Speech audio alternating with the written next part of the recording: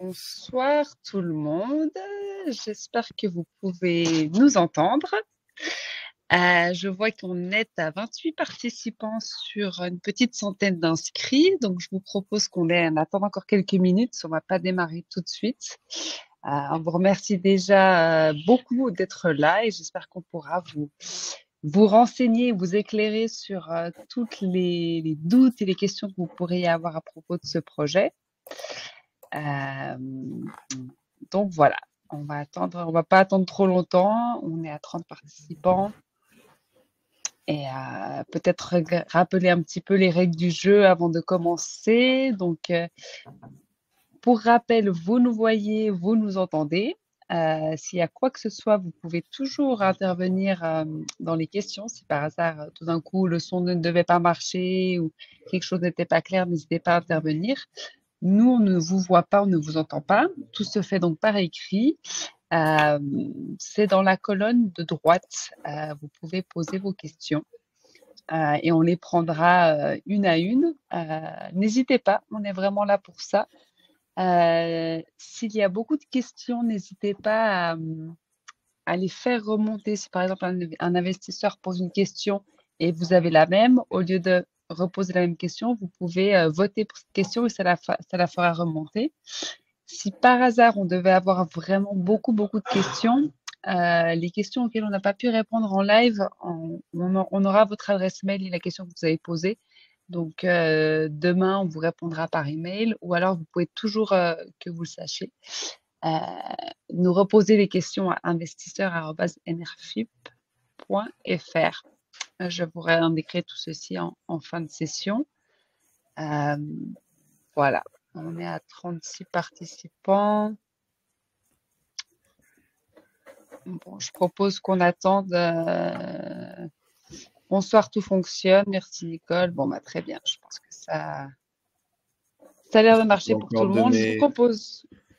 On peut probablement donner encore 2 minutes, mais effectivement, Ouais, bonsoir on à donne toutes 2 et à minutes encore. tous. T'as raison. En tout cas, merci à ceux qui mettent un petit message déjà dans le chat. C'est bon à savoir pour nous que tout fonctionne techniquement.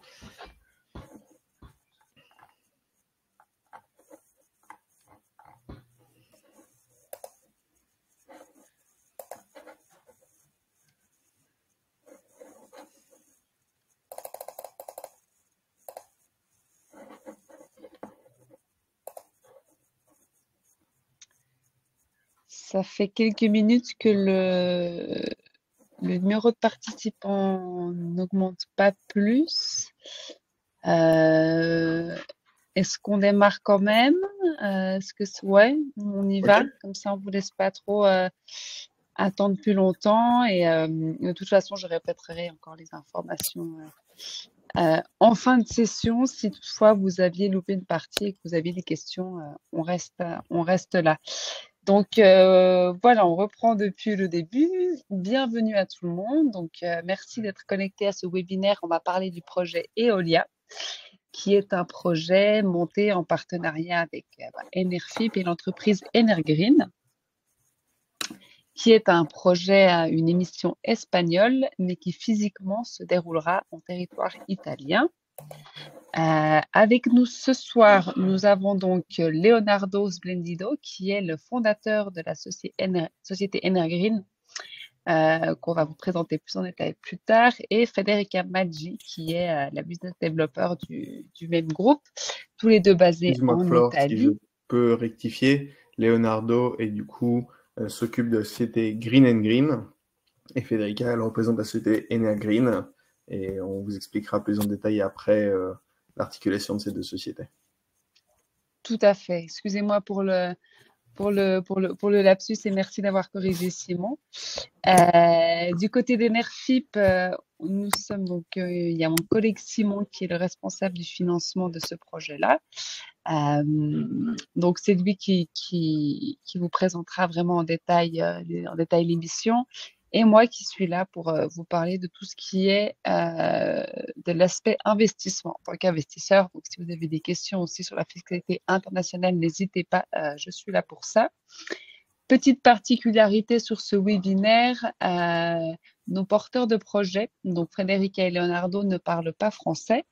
C'est Simon qui va faire la majorité de la présentation, mais il y a certaines parties où ils vont intervenir, où ils vont s'y présenter leur projet. Et Simon se chargera de faire la traduction de l'italien vers le français. Encore une fois, J'essaierai tout n'hésitez du pas. moins. Voilà. Je suis sûre qu'il fera ça très bien. Et encore une fois, on est là pour répondre aux questions si besoin. Entrons dans le vif du sujet si ça vous va. Petit sommaire, alors on va déjà vous présenter qui est Energreen, en quoi consiste le projet, l'émission qui va sortir tout prochainement sur Enerfip, les caractéristiques de la levée de fonds, le taux d'intérêt, la durée, etc., les risques, bien entendu, qui forment partie de chaque investissement. Et ensuite, pour la fin, comment investir concrètement sur Enerfip si vous n'êtes pas encore investisseur. Et ensuite, on passera aux questions-réponses. Cette fois, c'est le vif du sujet.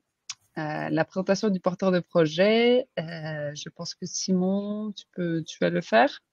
Oui, merci Flore. Et probablement pour introduire le sujet, j'en profite pour répondre à Pascal qui demande s'il y a une antériorité chez Enerfip ou un autre financement participatif avec Energreen.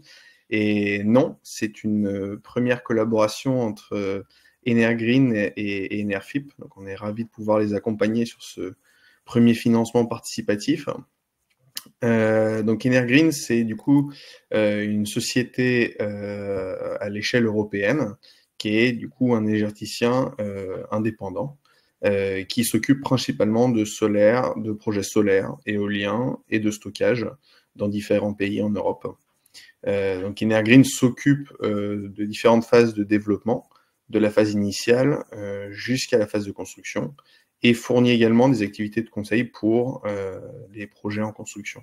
Donc c'est une société qui a déjà un certain track record, un certain historique, qui est présent dans une dizaine de pays et qui a un portefeuille en cours de développement qui est assez significatif, donc 6 gigawatts.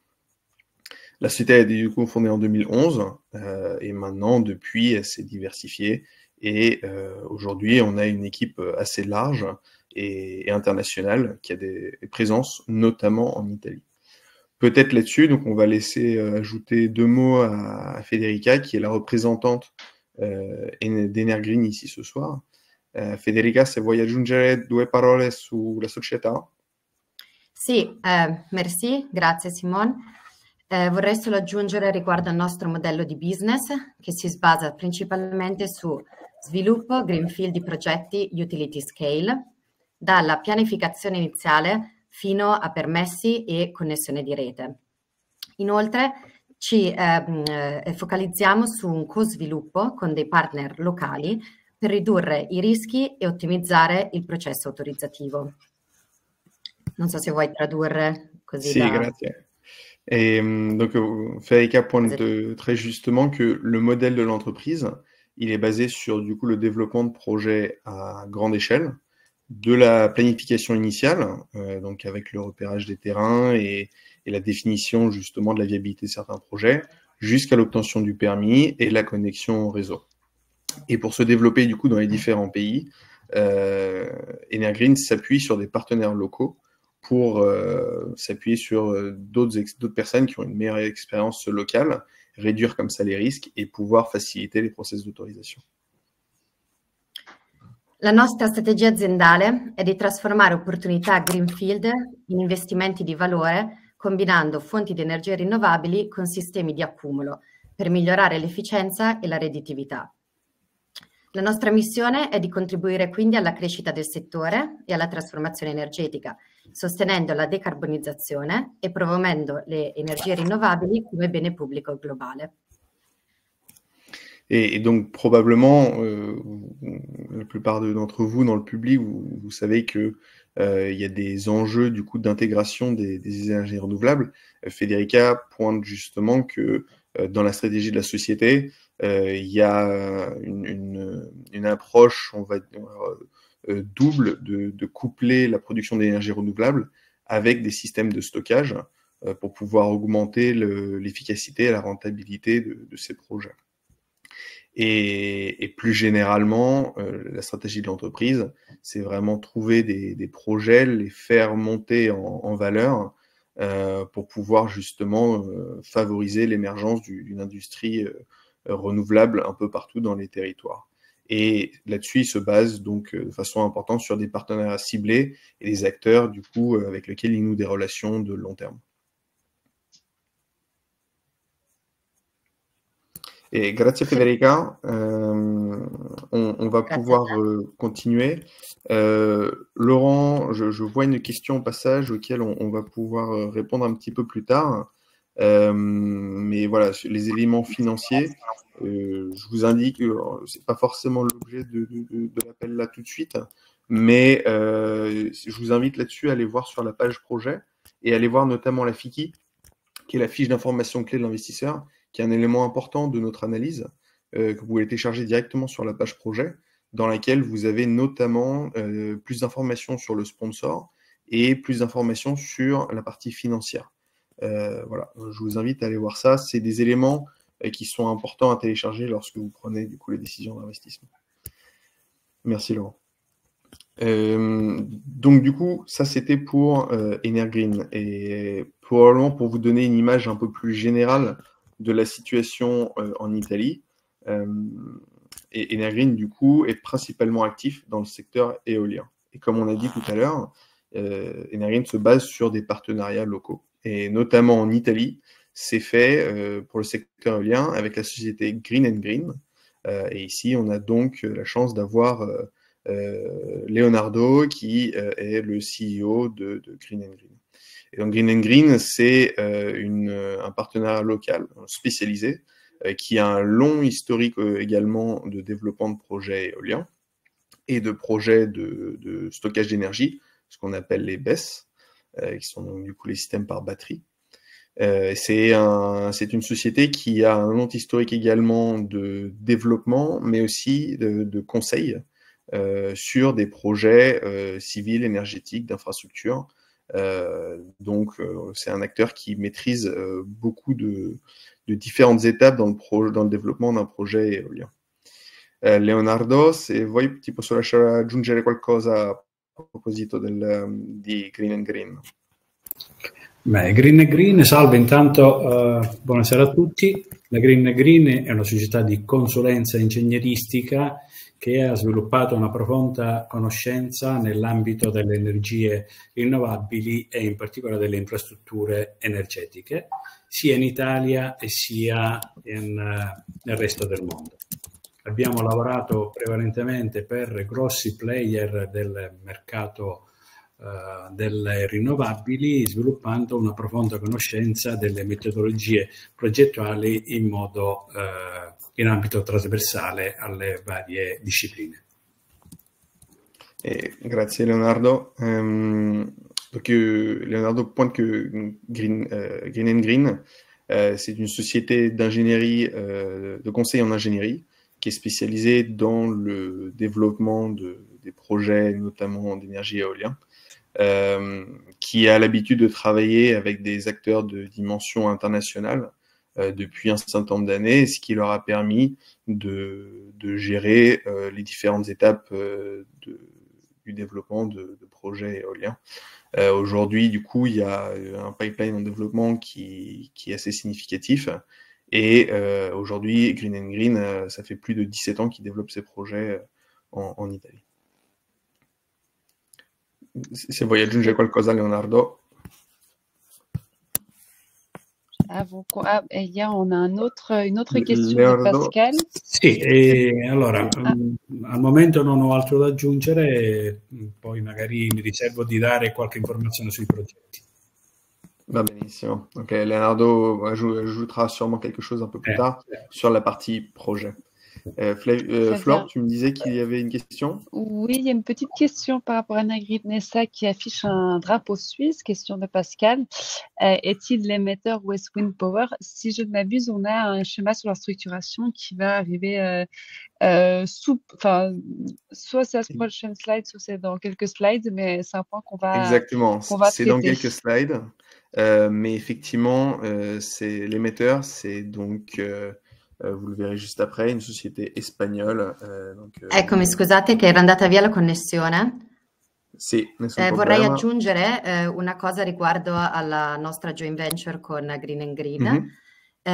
Riguardo il fatto che Green Green opera attraverso 6 business unit specializzate, comprendo tutta l'intero ciclo di vita del progetto, dalla strategia, progettazione, esecuzione e gestione operativa, apportando così know-how del settore ed esperienza locale e garantendo un'esecuzione efficiente e conformità normativa. Inoltre aggiungerei 2 parole sulla nostra exit strategy, perché la nostra strategia è orientata ad offrire degli asset di alta qualità per investitori strategici, e questo include anche vendita di progetti a grande utility, come per esempio Verbund, con cui abbiamo già avviato una partnership per lo sviluppo di 200 megawatt di parchi eolici in Italia. Merci Federica. Alors, je vais essayer de reprendre les points principaux de ce que Simone, Federica vient tradurre. Je vais essayer de traduire du coup les quelques points que tu as mentionnés, Federica. Green Green, qui est du coup la joint venture entre Energreen et du coup s'articule autour de 6 blocs différents, 6 unités commerciales pour couvrir les différentes étapes du projet, du début du développement jusqu'à la conception et l'exécution des projets et puis leur vente. L'idée, c'est que la société développe des projets éoliens et une fois que ces projets sont entièrement autorisés, les vend à des grands acteurs du secteur de l'énergie. Pour ceux qui nous connaissent, c'est un business model assez classique où les acteurs se sont spécialisés sur différentes parties de la chaîne de valeur.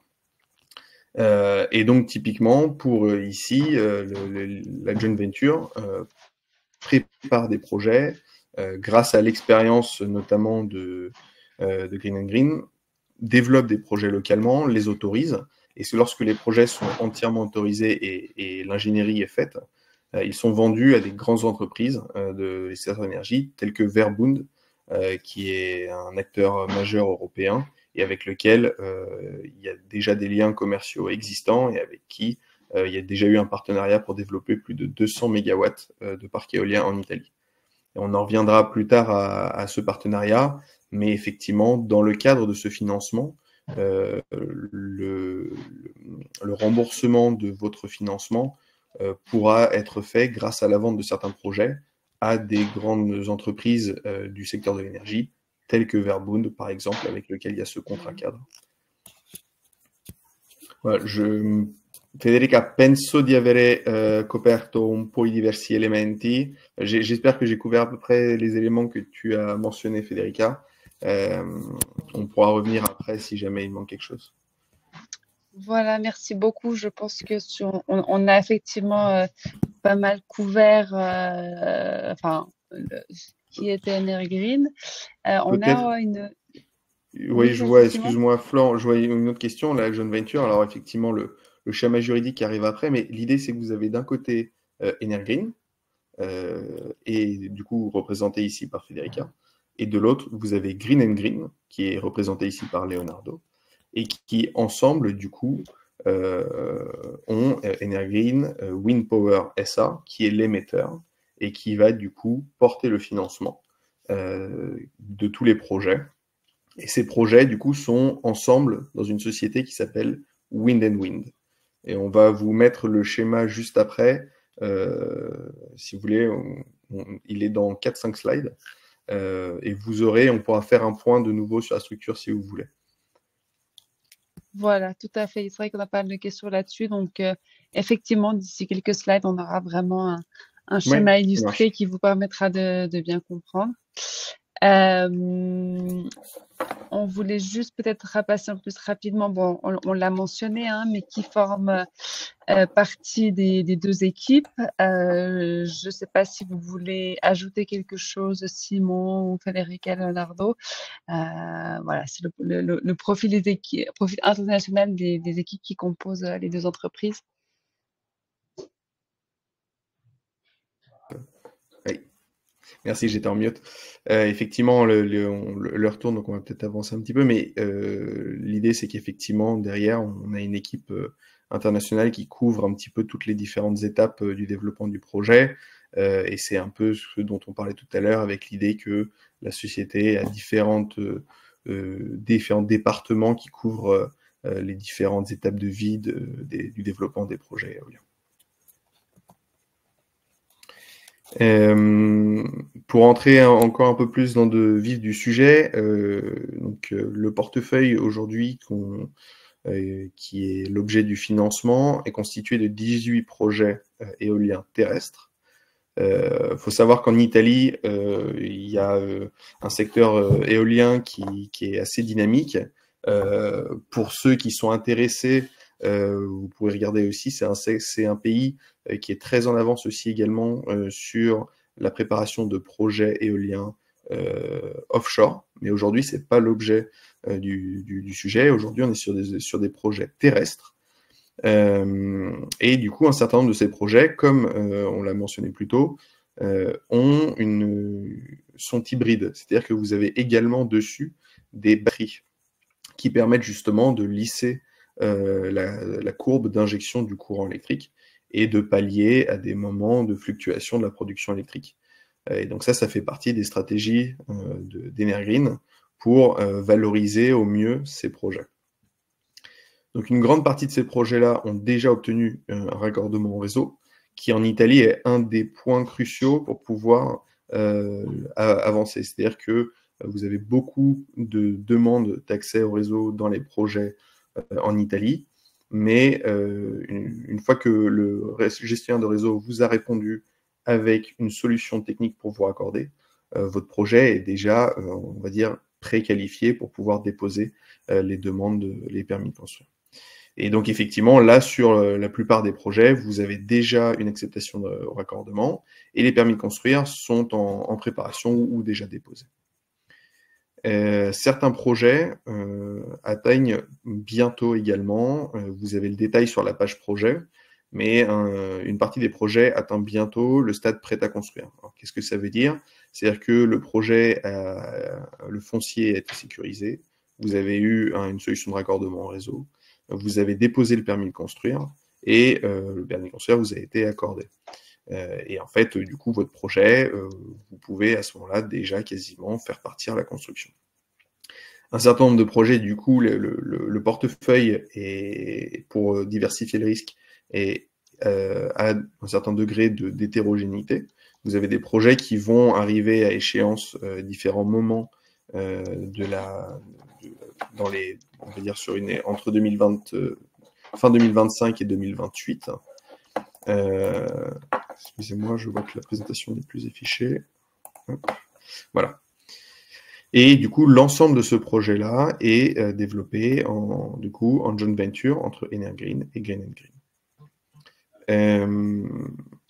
Les parcs, du coup, sont installés sur des terrains non cultivés et évidemment en dehors de zones protégées. Et peut-être pour vous donner un petit peu de contexte également, on a choisi de faire une petite pause sur le marché éolien en Italie pour vous donner un peu une vue plus globale. Il faut savoir que le marché italien est un marché avec une énergie fortement carbonée parce que très dépendant des turbines à gaz. C'est un marché l'Italie est un pays qui s'approvisionne encore beaucoup au gaz pour produire son électricité. Mais c'est aussi du coup un pays qui est très ambitieux sur les objectifs de renouvelables. À partir de 2030, on estime que 30% de l'électricité produite doit être faite à partir d'énergie renouvelable. Et l'énergie éolienne représente une part importante de ça, et aujourd'hui déjà, ça représente plus de 9% de l'énergie produite en Italie. Et ça, c'est notamment supporté par un cadre réglementaire assez favorable. Peut-être que je peux laisser Leonardo aggiungere qualcosa su questa parte, sul mercato. Ok, bene. Allora, Intanto vorrei spiegare brevemente perché ci sono le condizioni favorevoli per investire nel mercato eolico in Italia. Diciamo che il primo motivo è che l'Italia offre delle condizioni di vento favorevoli con velocità molto elevate che garantiscono quindi un'ottima producibilità eolica. Aggiunta a questo, il governo italiano e l'Unione Europea oggi offrono comunque dei sistemi di incentivi diretti verso le energie rinnovabili, in particolar modo tramite un sistema di tariffe incentivanti e di aste, nonché fondi del PNRR, e poi a questo si va ad aggiungere anche delle semplificazioni normative introdotte apposta per favorire lo sviluppo delle fonti rinnovabili. Se vuoi tradurre intanto e poi continuo. Grazie Leonardo. Effectivement, Leonardo pointe des éléments importants sur le cadre réglementaire de l'Italie, qui a mis en place depuis un certain nombre d'années des tarifs d'achat de l'énergie produite par les énergies renouvelables, et notamment par l'éolien, qui ont permis à la filière de se structurer et d'avoir de la visibilité pour obtenir des financements bancaires. Et du coup, ça a permis de structurer depuis, on va dire, l'aval avec la construction des projets jusqu'en amont.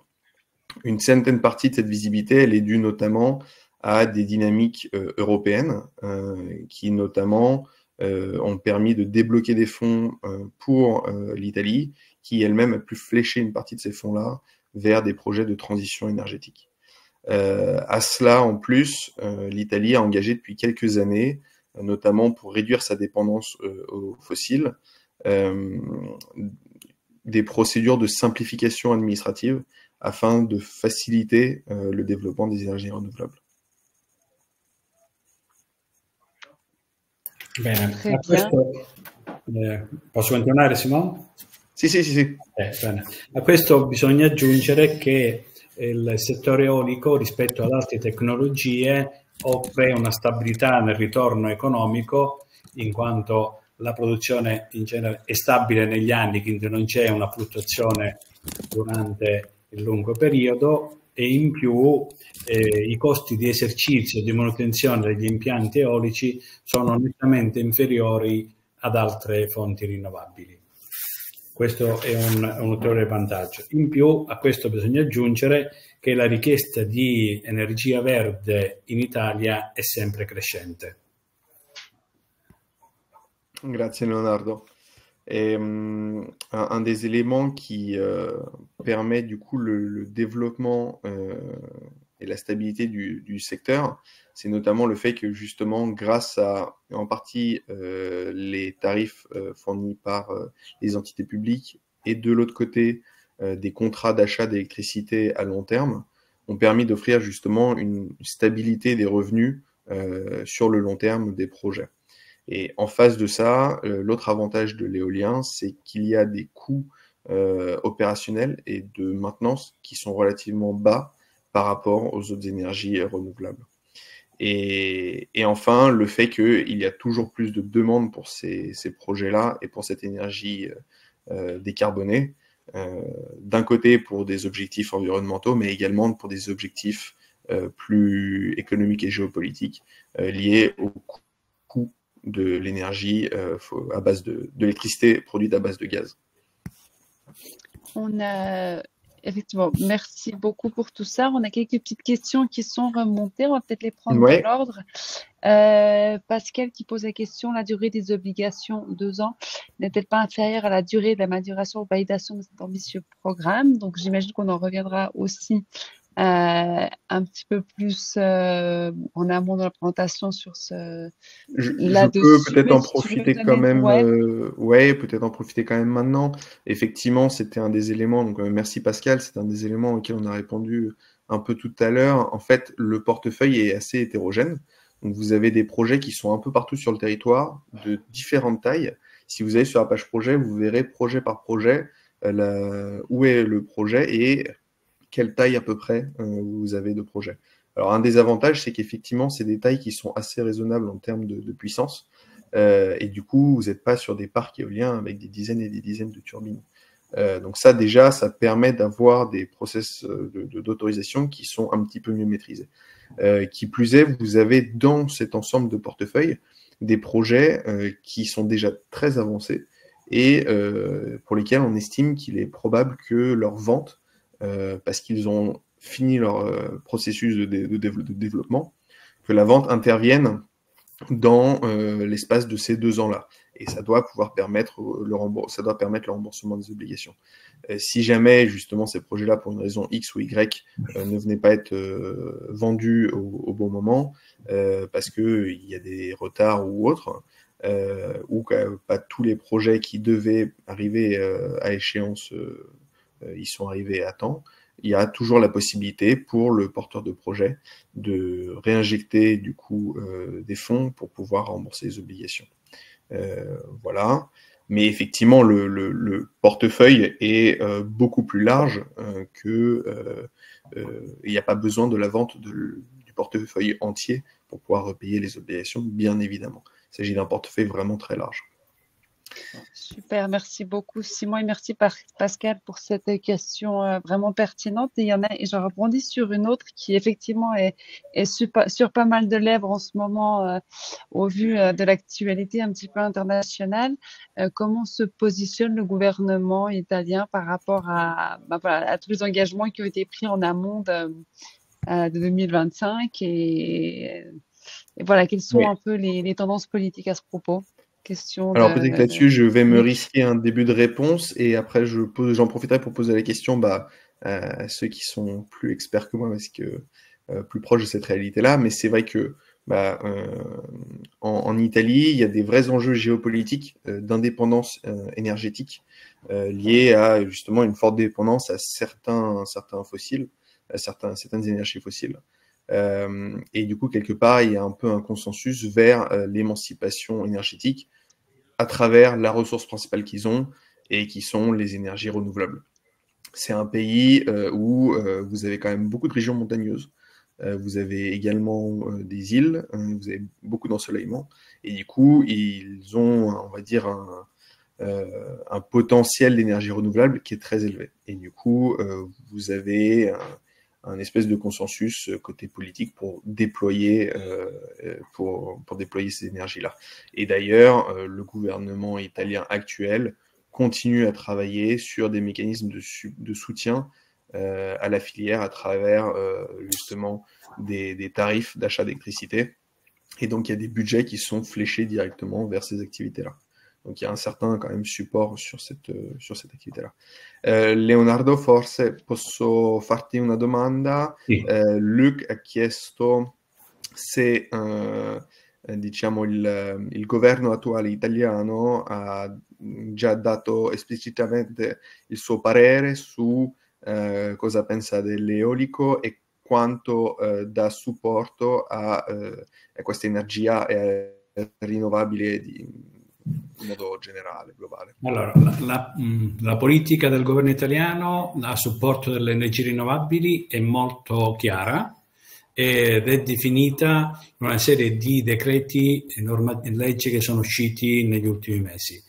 In primo, il decreto definito aree idonee, dove il governo ha stabilito che in presenza di queste aree i procedimenti autorizzativi siano molto più veloci e semplificati, riducendo quindi il margine discrezionale delle regioni.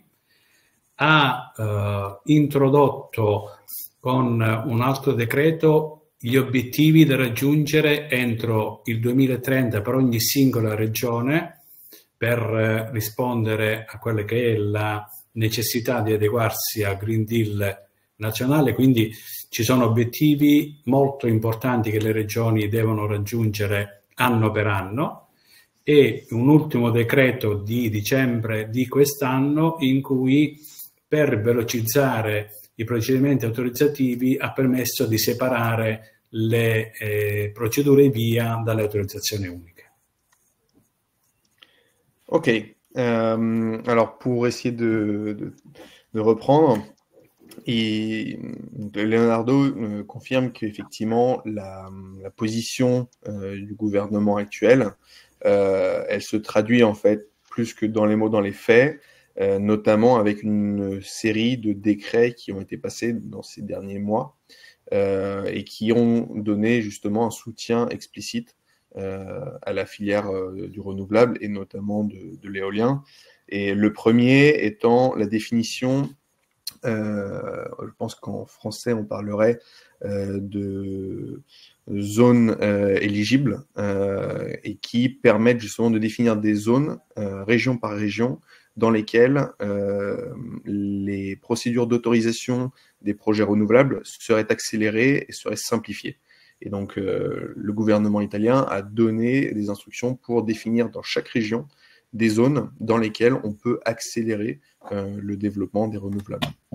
Le second élément a été la définition par le gouvernement italien d'objectifs d'ici 2030 et avec des objectifs à chaque année d'ici là, de déploiement de nouvelles capacités d'énergie renouvelable afin d'atteindre les objectifs du Green Deal européen. Et donc, il y a une mise en responsabilisation des régions pour pouvoir atteindre ces objectifs ambitieux. Et enfin, le dernier élément est un autre élément de simplification administrative afin de simplifier la procédure d'évaluation environnementale dans le cas de certains projets qui justement correspondent à des zones éligibles. Voilà, donc c'est pour vous donner une image plutôt que justement des éléments, on va dire, de déclaration. Effectivement, d'un point de vue industriel et réglementaire, il y a un vrai soutien à la filière qui permet d'être assez serein sur le développement de ces projets dans le moyen terme.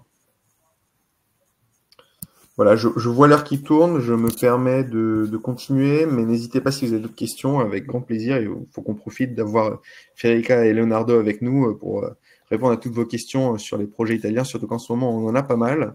Et je pense qu'aujourd'hui, justement, leur réponse permet de confirmer un peu pourquoi est-ce que Enerfip, on regarde des projets dans cette géographie-là. Je continue du coup. Grazie Leonardo, molto chiaro, ho provato a tradurre tutto. Merci Leonardo, j'ai essayé de traduire le mieux possible. Sur la partie aperçu du financement, donc là c'est pour revenir sur l'opportunité. Donc voilà, aujourd'hui vous avez un objectif de collecte de 2 millions, mais on pourra, selon les besoins du porteur de projet, faire plusieurs tranches pour aller jusqu'à un financement de 5 millions. Donc c'est des obligations qui porteront, des obligations du coup structurées en Espagne avec une fiscalité espagnole, Flore y reviendra juste après, qui porte un taux d'intérêt fixe de 9,25% par an pour une durée de 2 ans, avec une notation B+, donc ça c'est la notation Enerfip. Si vous avez plus de demandes sur les éléments de notation notamment, je vous invite à aller voir directement sur la page projet et la note d'analyse que vous pouvez télécharger est aussi sur la page où on décrit un petit peu les éléments qu'on a retenus dans notre calcul de la notation. Voilà, donc le sous-jacent, c'est un portefeuille éolien terrestre de 1,3 gigawatts et dont notamment 460 mégawatts de projets de stockage d'énergie par batterie. Donc vous avez un ensemble de 18 projets, donc 14 qui sont hybrides, c'est-à-dire que vous avez à la fois le projet éolien et le projet batterie qui sont sur le même lieu et qui sont liés. Pour le remboursement, comme ce qu'on disait tout à l'heure, et c'était notamment pour faire écho à la demande de Pascal, l'idée est de vendre les projets une fois que ces projets sont entièrement autorisés et que vous avez du coup fait toute la partie ingénierie du projet.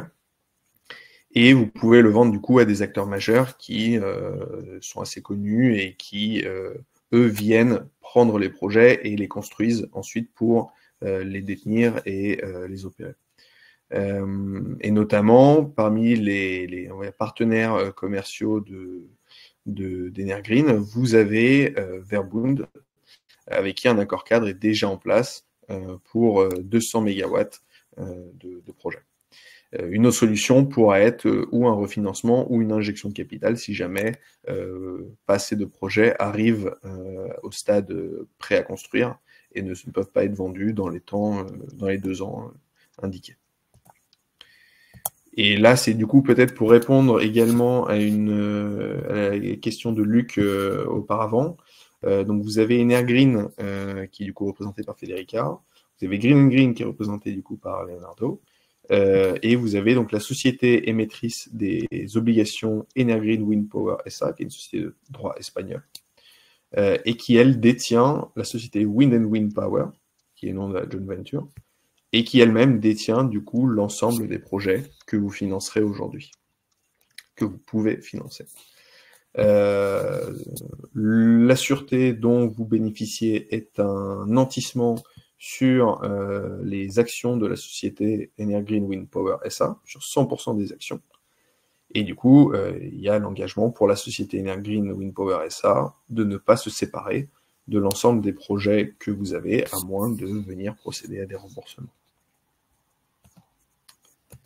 Très rapidement, pour qu'on laisse Flore après parler un petit peu des modèles d'investissement et de la fiscalité. Sur les risques, ils sont deux principaux, notamment sur un portefeuille, on va dire, aussi diversifié. Le premier, c'est le risque de défaut, c'est le risque justement, vous n'avez pas la possibilité d'être remboursé à temps. Et ça, du coup, aujourd'hui, on est confiant sur le niveau de maturité de plusieurs projets qui devraient justement pouvoir être vendus avant la fin des 2 ans. Et quand bien même, la société a du coup un contrat d'achat avec un acteur de premier rang, qu'on mentionnait tout à l'heure, pour à peu près 200 MW de projet. Qui plus est, la société derrière est une société assez large et qui aura quand même les capacités de faire une injection si jamais il y avait besoin de compléter le remboursement. Sur la partie développement, c'est le risque du coup que les projets n'obtiennent pas les autorisations, qu'il y ait des recours qui soient plus longs que prévu, et que du coup le portefeuille ne se développe pas suffisamment vite.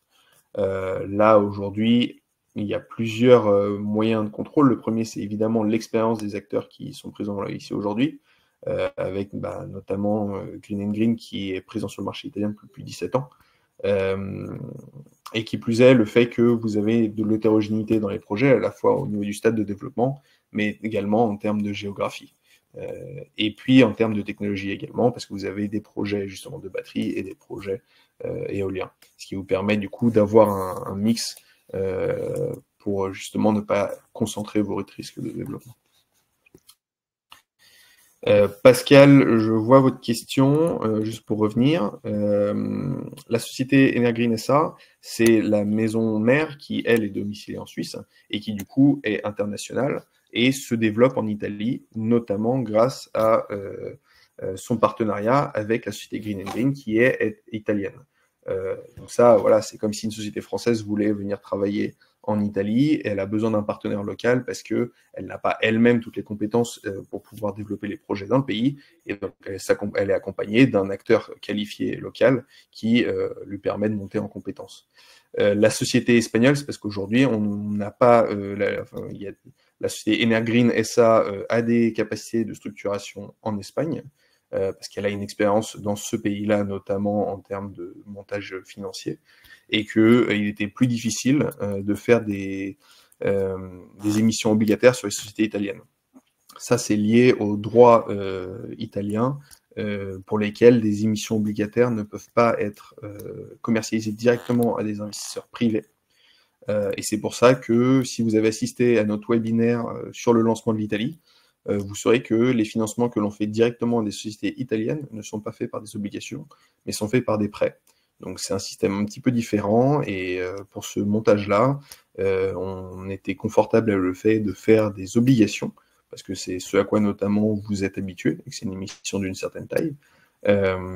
Et comme la société a des liens notamment avec l'Espagne et pouvait structurer un véhicule espagnol, c'est pour ça que le montage final est celui-ci. Voilà. Écoute, Flore, je crois que j'ai largement dépassé mon temps, mais je te laisse la main pour la suite. Merci beaucoup en tout cas à tout le monde. Je pense que c'était très intéressant d'essayer de maintenir l'heure. On est encore dans les temps. Je ne sais pas si vous êtes déjà investisseur sur NRFIP ou pas, mais je vais rappeler rapidement les règles du jeu au niveau fiscalité. Donc, pour rappel, sur des projets français, vous êtes taxé à hauteur de 30%, mais on peut rapidement passer sur cette slide puisqu'il ne concerne pas ce projet. Sur les émissions espagnoles, en fait, donc le gouvernement espagnol retient par défaut 19% d'impôts sur les intérêts qui vous sont versés. Toutefois, c'est assez simple d'éviter cette double imposition et d'éviter d'être, oui, en fait, la slide antérieure avait quand même son droit d'être, puisque afin d'éviter d'être taxé à 49%, pour éviter de vous être retenu de 19% d'impôts espagnols, vous aurez un CRF à fournir qui est disponible, il est pré-rempli sur votre espace. On vous accompagne vraiment tout au long de la démarche. Il est simplement à envoyer votre bureau d'impôt et à nous retourner signé et tamponné pour chaque année à laquelle vous allez recevoir des intérêts. Voilà, simplement sachez que si vous êtes perdu ou que vous avez des questions, on est à votre disposition, mais le CRF est sur votre espace et il ne devait pas trop y avoir de problème par rapport à ça. En tout cas, on a beaucoup d'investisseurs qui ont fait les démarches et c'est assez simple de les faire et qui investissent régulièrement sur des projets espagnols. Comment investir? Eh bien, c'est très simple. Donc, petit rappel, NRFIP se finance sur les porteurs de projets et pas sur les investisseurs. Donc, créer votre compte est gratuit. Il nous faut simplement voilà, vos données de base, hein, adresse mail, mot de passe, un code postal, un numéro de téléphone. On travaille avec Lemonway, qui est notre prestataire de services de paiement, auquel il faudra envoyer une pièce d'identité, que ce soit passeport, permis de conduire ou carte d'identité. Et une fois que ce compte est validé, eh bien, vous pourrez commencer à investir sur les projets que vous souhaitez. Rien de plus compliqué. Je ne sais pas s'il y a des questions, n'hésitez pas à m'interrompre. Merci beaucoup, Laurent. Merci d'être venu. Et voilà, le processus d'inscription, je l'ai dit, voilà, toujours bien lire les documentations sur chaque projet. Comme l'a mentionné Simon, vous avez la description et la FICI, qui est la fiche d'investissement clé, qui vous fait prendre connaissance du risque et de tout ce qui est lié à l'investissement sur chaque projet spécifiquement. Et ensuite, eh bien évidemment, vous investissez, les certificats sont générés, vos intérêts commencent à courir et en fin de durée d'investissement, vous recevez votre capital en retour. Comme on l'a indiqué, on a un service client qui est toujours plus grand et toujours plus à votre écoute. Donc, on a des gens qui parlent, on parle tous français, donc n'ayez crainte de nous appeler. Et si vous avez des questions vraiment spécifiques sur la fiscalité espagnole, n'hésitez pas à me demander. Moi, c'est Flore, je suis en haut à droite sur la slide. Je vous mettrai mes contacts encore en fin de slide. Et je crois qu'on est gentiment arrivé au bout. Merci infiniment d'avoir été présent. Oui. Peut-être que j'en profite, je crois que Leonardo voulait rajouter deux mots sur les projets justement du portefeuille. Et voilà, un petit mot de conclusion. Leonardo, ti lascio la parola per la conclusione. Sì, giusto, volevo esprimere un concetto per noi fondamentale. A parte il nostro credo nell'importanza delle energie rinnovabili per il futuro di noi e delle future generazioni, volevo ricordare che su questi progetti che oggi sono all'attenzione degli investitori c'è un lavoro di oltre 2 anni che ha portato alla definizione di questa pipeline e che oltre 2 anni di lavoro da parte nostra ci sono stati investimenti per oltre 2 milioni di euro. Quindi abbiamo tutto l'interesse a raggiungere il successo con questi progetti, sia per garantire un futuro alle generazioni e sia un futuro più verde, sia per arrivare al successo dal punto di vista finanziario. Grazie Leonardo. Donc Leonardo ajoute que de façon générale sur le portefeuille, pour lui, il y a un concept fondamental d'alignement des intérêts. Aujourd'hui, pour lui, ce portefeuille, et donc pour les sociétés qui sont présentes ici, c'est plus de 2 ans de travail pour arriver déjà à ce niveau de qualification des projets et à ce niveau de maturité de ce portefeuille-là, et qu'il y a plus de 2 millions d'euros déjà investis de leur poche sur l'ensemble de ces projets pour arriver à ce niveau de maturité. Et pour lui, il insiste sur le fait que il y a un alignement à la fois financier aujourd'hui de ces sociétés-là et des investisseurs pour arriver au bout de ce portefeuille, mais également parce que c'est un portefeuille qui est important de par sa taille, et donc pour l'indépendance énergétique de l'Italie et pour les générations futures en termes de décarbonation des projets du mix énergétique italien. Très bien. Eh ben, merci infiniment aux porteurs de projet, à Simon, à vous surtout. N'hésitez pas s'il y a d'autres questions. Je vous remets. Donc, n'hésitez pas, hein, si vous avez des questions qui vous apparaissent plus tard dans la soirée. C'est écrit là en bas, hein, investisseur@s@enerfi.eu, ou alors nous contacter au 04 119 34 111. On répondra volontiers à vos questions.